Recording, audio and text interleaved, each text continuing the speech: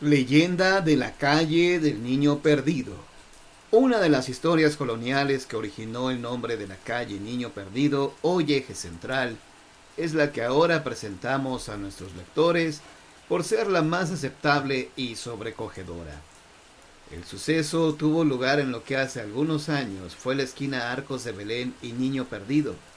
Ahí, en 1652, existía una laguneta y cerca de ella una casa grande, elegantemente construida, a la que mucho tiempo después se llamó Casa del Apartado, ya que este lugar se destinó a apartar el oro y la plata. La casa era habitada por don Adrián de Villacaña, hombre entrado en años, viudo y padre de un niño de unos 8 o 9 años de edad. El pequeño Lauro de la Luz llevaba una vida apacible al lado de su padre. Disfrutaba de cierta libertad, ya que podía ausentarse de su morada para ir a jugar a los alrededores, especialmente a la laguneta, su lugar de recreo favorito. Ahí se encontraba precisamente el 30 de marzo de dicho año, día que sería definitivo para el rumbo de su existencia.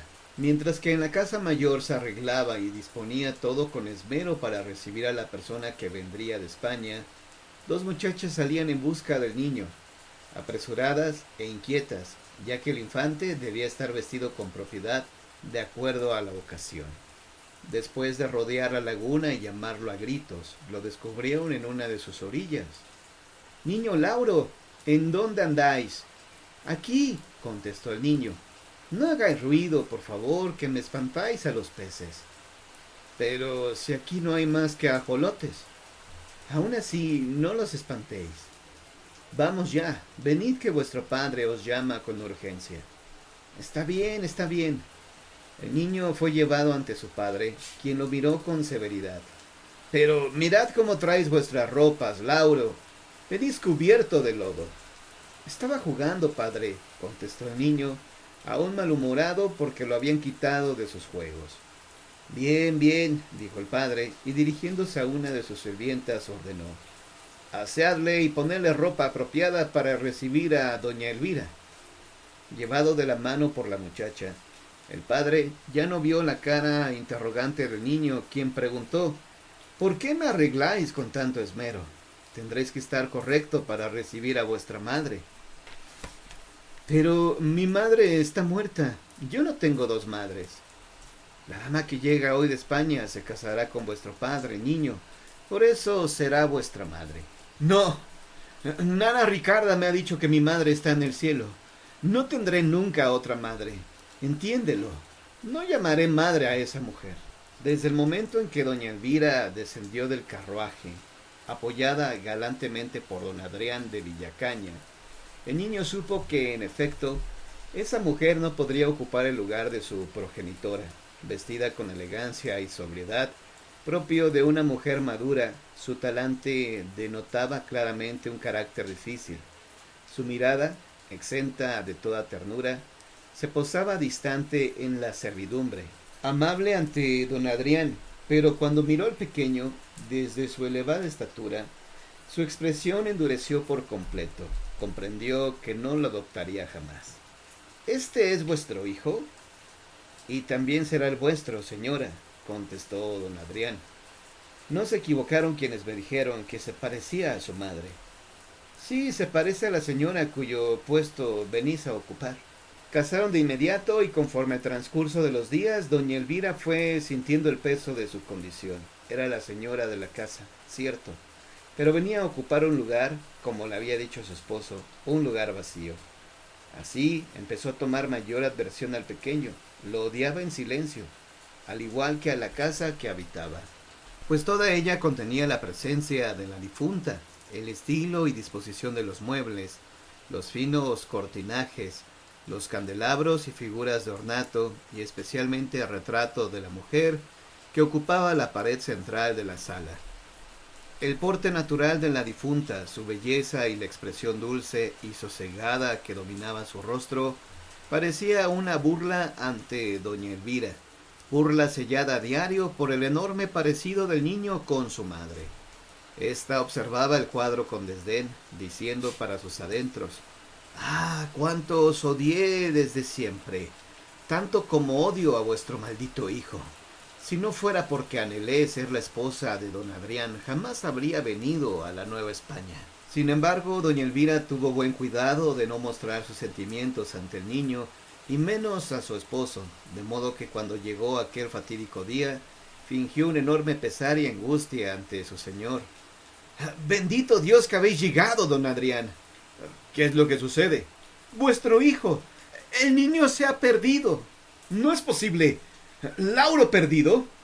«Sí, señor mío. Desde esta mañana no le encontramos». «Hablad, insensatos», dijo a la servidumbre que ahí se encontraba. «¿Dónde lo habéis visto por última vez?» «En casa, señor amo», contestó la sirvienta, mas como le da por irse a jugar a la laguneta. «Pronto, reunid a toda la servidumbre e ir a buscar a la laguneta. Daos priso, por Dios». Durante muchas horas la gente recorrió la laguna. Unos sondeaban en las orillas, otros remaban en las aguas, se sumergían, hundían varas largas hasta tocar el fango, sin que nada encontraran. Un día más se repitió la búsqueda hasta que, al anochecer, don Adrián, de pie en las orillas, miró acercarse a una servidumbre exhausta y triste. El más resuelto se acercó a él. «Patrón, yo creo que se lo tragó la laguna. Dios se apiade del niño Lauro». Los años pasaron y don Adrián enfermó de pena. Nada quedaba de su donaire. Si bien no había sido un hombre atractivo, poseía unos ojos grandes, color de miel, que miraban con profundidad, y un bigote que, juntado a la barba, le cerraba virilmente los labios gruesos. Mas todo en él había cambiado, sobre todo su gesto. Antes sereno se volvió severo, oscuro, mas en las noches en que veía pasar, como una sombra, la figura altiva y silenciosa de doña Elvira. Su corazón le decía que no estaba equivocado cuando pensaba que esa mujer conocía la verdad de la desaparición de su hijo. Quizá no se había enamorado nunca de ella, pero creyó que se acompañarían de buen agrado. Ahora su sentimiento era extraño, una mezcla de recelo y de costumbre los unía, mas el vínculo conyugal se hallaba roto. Apenas se dirigían la palabra. Encerrados en las frías habitaciones de la gran casona, doña Elvira se consolaba admirando sus bellos y costosos vestidos. «¿No os cansáis de mirar estos trajes, mujer?» «No, déjame, ya que nunca los usé. Siempre soñé con mostrarlos en reuniones y en saraos, pero nunca me invitaste». «A gracia de...» «Sí, por la pena que me causa la desaparición de mi hijo. No lo puedo negar. ¿Y qué culpa tengo yo de eso?» «No lo sé, señora, no lo sé». «Os sumergís en vuestra pena y me arrastráis también. Imposible evitarlo. Mas creo que la muerte me hará olvidarlo todo». 2 años después, don Adrián vio cumplido su deseo. Murió a causa del dolor, dice la leyenda. Mucho tiempo después se acercaban en dirección a la casa un carruaje, cuyo cochero llevaba como pasajera a una muchacha llamada Dorotea, sobrina de una de las criadas más antiguas que habían sido llamada por ésta para entrar en el servicio de la casa. Expectante y un tanto insegura por ser la primera vez que se alejaba de su hogar, la muchacha recibió en boca del cochero los indicios de lo que sería su terrible experiencia en la casa mayor. «Así que vais a servir en casa de doña Elvira de Zúñiga. Dios nos ampare, muchacha, no duraréis mucho tiempo». «¿Por qué dices tal cosa?», contestó asombrada Dorotea. «No digáis una palabra de esto, pero dicen que esa vieja está poseída por el demonio, y más que por el demonio, también por los fantasmas». «¡Ah, Dios alabado! Cuidaos mucho y decidme, ¿habréis traído consigo una reliquia? La llevo atada al cuello». «Bien, no despeguéis de ella, os hará mucha falta. Y en cuanto a la vieja, tenedla bien vigilada». Con tan malos augurios la joven llegó a la casa, en cuya puerta de entrada la esperaba un criado. Este la condujo hasta la cocina, donde su tía Casilda le aguardaba, le recibió amable, le ofreció chocolate caliente y una buena cena para enseguida mostrarle su cuarto. A la luz de una vela, la anciana le explicó sus obligaciones. Recibiréis vuestra paga y una buena alimentación, mas deberéis ser discreta. Os obedeceré en todo, tía. Escuchéis cuanto escuchéis y veáis cuanto veáis. No diréis nada a nadie ajeno a esta casa. ¿Entendiste bien? Sí, tía, pero sabed que siento un gran temor por esta casa. Decidme de la señora. La ama está enferma, eso es todo. La tía se levantó de su asiento y antes de irse le advirtió: vuestro cuarto queda cerca de su alcoba. Si llama, no acudáis si no es preciso. Buenas noches. Su temor aumentó con esta noticia. Ahora estaba sola, en una habitación que era sencilla y cómoda, pero Dorotea apenas si lo notaba, absorta como estaba en sus pensamientos. ¿Cómo podré saber cuál es el momento preciso? ¿Cómo será esa mujer? Esa noche tuvo un sueño intranquilo. Apenas si logró descansar. Al día siguiente pudo olvidar un poco sus temores, ocupada en la cocina la mayor parte del día. Sin embargo, al llegar la noche, tuvo que pasar por la puerta de la alcoba de doña Elvira, ya que desde una de las entradas del pasillo que conducía a su habitación se encontraba la alcoba de la señora, antecediendo a la suya. El retrato de don Adrián de Villacaña, colocado a un lado de la entrada, no fue lo que la detuvo de repente. Fue el ruido que escuchó del otro lado de la habitación, el roce de pesadas telas y el frufrú de una falda de brocatel. El saber que estaba despierta, escuchar sus pasos lentos, la dejaron paralizada, pero instintivamente tomó entre sus manos la medalla que le colgaba del cuello y se alejó presurosa.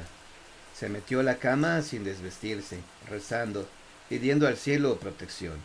Así estuvo por un tiempo que le pareció interminable. No podía dormir. Rezaba y deseaba estar lejos de ahí.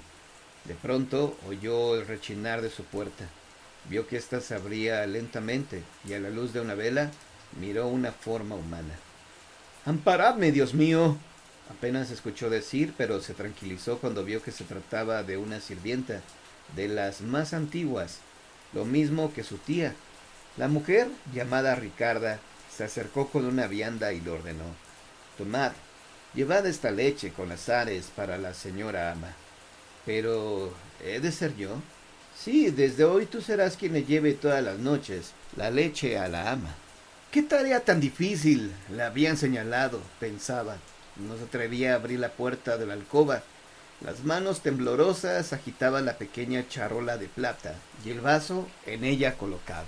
Al fin abrió para vislumbrar al fondo y en medio de la tenue oscuridad, apenas iluminada por una escasa vela, el lecho de la señora. Con un dosel construido con fina madera y cortinajes de hermosas telas, el lecho parecía lúgubre, tétrico. Más bien semejaba a la tumba del ser que apenas a lo lejos se veía. Conforme se acercó, pudo apreciar la terrible visión. La mujer, rígida y extendida a lo largo del lecho, tenía los ojos abiertos con la expresión de un muerto que acababa de dejar la vida. La boca, levemente entreabierta, parecía exhalar aire, pero ningún ruido se escuchaba, ningún movimiento de respiración, lo mismo que en el pecho, cuyas manos huesudas y arrugadas se hallaban entrelazadas sobre éste. Dorotea no quería respirar, no quería mirar. Las cortinas se hallaban recogidas, apenas si tenía que levantarlas un poco. Al fin, tras darse cuenta de que estaba inmóvil, quizá dormida, quería creer, adelantó unos pasos. Depositó la charola con el vaso sobre la pequeña mesita de noche, sin hacer el menor ruido, el menor tintineo que despertara a ese ser espantoso. Pero entonces una mano fría, delgada, oprimió con fuerza la muñeca de su mano. Como un espectro, la mujer apareció ante ella, violenta, con los ojos amarillentos que parecían desprender llamas, y sin dejar de oprimir su mano, le dijo: ¿por qué andáis diciendo que yo maté al niño? Decidme, pequeña criatura. Ante la insólita pregunta, la muchacha no supo qué decir. Responded, ¿por qué andáis diciendo que yo maté al niño? Por amor de Dios, señora, yo no dije tal cosa. Os sacaré los ojos, Os arrancaré la lengua con mis uñas, muchacha embustera. Doña Elvira persiguió a la sirvienta, que echó a correr rumbo a la puerta. A sus gritos acudieron las viejas sirvientas, que dominaron la situación enseguida. Vamos, señora ama, calmaos. Descansad. Nadie os volverá a molestar. Al día siguiente, muy temprano, Dorotea buscó a su tía, resuelta a marcharse. La vieja Casilda, que en ese momento se ocupaba de arreglar las plantas de una jardinera, en el corredor exterior de la casa, escuchó con paciencia su decisión, mas antes de contestarle, apareció tras de ella una sirvienta, que dijo fríamente: «Ya no habrá necesidad de que os marchéis. La señora ha muerto». Con la promesa de irse juntas una vez que llegara la persona que se haría cargo de la casa, su tía le pidió ayuda en el arreglo de la alcoba de la difunta, a lo que tuvo que acceder Dorotea. Iba temerosa, pero a la vez una curiosidad morbosa la impedía. Cuando entró en la alcoba, el vaho de la muerte aún impregnaba el lugar, pese a los ventanales abiertos y las cortinas corridas que permitían la entrada libre de la luz y el aire. Miró de reojo el lecho, vio el perfil de la muerta, mas un impulso la hizo fijarse por completo en ella y acercarse. La anciana yacía en su lecho, rígida, pálida, vestida con las mismas ropas que la noche anterior. Sus ojos, desmesuradamente abiertos, no albergaban expresión alguna. Dorotea tuvo que esforzarse por concentrarse cuando su tía le ordenaba sus ocupaciones. Se animaba en parte por la presencia de los demás sirvientes, que sin mayor emoción preparaban a la muerta. Un día después, tras el entierro, dispuesto por las ancianas sirvientas, a falta de un patrón, todo volvió a la normalidad, a este pesado ambiente de encierro, a esa opresión que lo envolvía todo con su halo de muerte y terror, y que iba creciendo conforme llegaba la noche. 4 meses hubo que esperar hasta que por fin llegó don Tomás de Villacaña, hermano del finado don Adrián. Una vez que tomó posesión de la finca, don Tomás determinó que la casa sería clausurada, liquidó a la mayoría de los sirvientes y reunió a las viejas criadas, a quienes dijo: «Habéis servido a mi hermano y a doña Elvira fielmente. Os gratificaré espléndidamente. No pasaréis apuros en vuestra vejez». «Gracias, caballero, os agradecemos infinitamente», respondieron Casilda y Ricarda. «Apuraos, pues, que mañana cerraremos la casa y nos marcharemos todos». «Todo estará listo, señor amo». Tras la muerte de doña Elvira, la muchacha seguía ocupando la misma habitación que le destinaron desde su llegada. En su momento pidió a su tía que le permitieran quedarse en otro lugar, pero ésta alegó que la difunta descansaba en paz. Como al parecer así ocurría, la muchacha al fin se acostumbró. Llegada esa noche, la última en esa casa, la limpieza y el orden de muebles y objetos, así como los preparativos para el viaje próximo, habían agotado a la joven. Sus sentimientos oscilaban, sentía una gran alegría por retornar de nuevo a su hogar, con su familia, sus conocidos. Una sensación de descanso la embargaba, a sabiendas que al fin dejaría esa casa, con sus terribles recuerdos, y sin embargo experimentaba una gran angustia, como si algo extraño empezara a invadir la casa, algo más allá que su atmósfera lúgubre, triste, que su olor a encierro y humedad. Era como una presencia viva. Trataba de sacudirse estos pensamientos que la afectaban precisamente a esa hora en que caminaban por el pasillo rumbo a su habitación, cuando de pronto, al pasar por la puerta que tanto temía, percibió con mayor fuerza esa presencia. Sin poder avanzar, quedó recargada en la pared, cuando escuchó del otro lado de la alcoba de la difunta un ruido de pasos, pesadas telas y el frufrú de una larga falda de brocatel. Entonces volvió el rostro y la vio. Doña Elvira salía de la habitación, envuelta en una luz extraña que destacaba su rostro macilento y al mismo tiempo daba fulgor a sus ojos de muerta, a su expresión decidida. Llevaba una llave luminosa en la mano y, sujetándola con fuerza, sin notar la presencia de la joven, se alejó caminando pesadamente hasta el fondo del pasillo. Al llegar ahí, tomó la llave y abrió una puerta, para después atravesar por ella. Dorotea perdió el aliento. No supo cómo fue que gritó enloquecida. ¡El fantasma de doña Elvira! ¡Dios nos guarde!